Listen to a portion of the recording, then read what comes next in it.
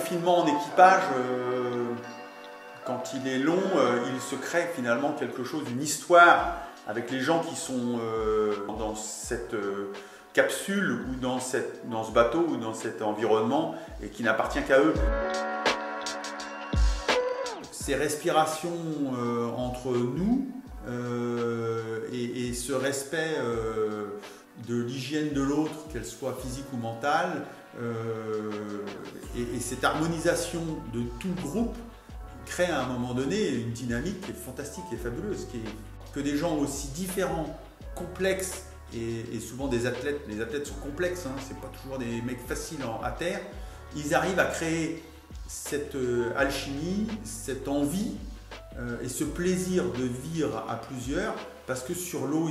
d'un coup, ils deviennent soit différents, ou soit la motivation de gagner ou d'atteindre un objectif leur donne cette force qu'ils n'auraient pas eu sinon. Chacun a son équilibre pour effectivement retrouver, je dirais, sa couche limite dans laquelle on est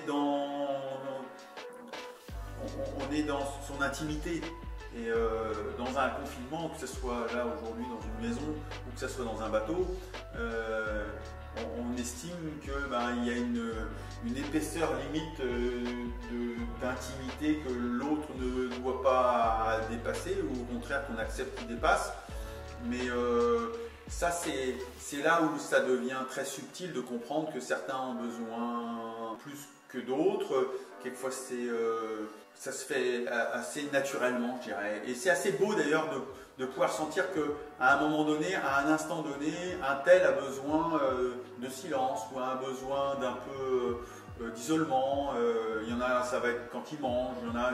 c'est que quand ils partent s'endormir et qu'ils se retrouvent dans leur banette. Il y en a,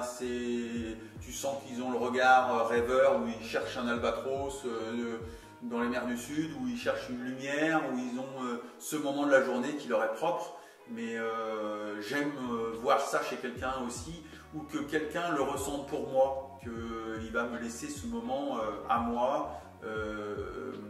d'intimité, plus que de solitude, mais d'intimité qui fait que ça rentre dans cette alchimie du respect à l'autre. Et c'est merveilleux, c'est juste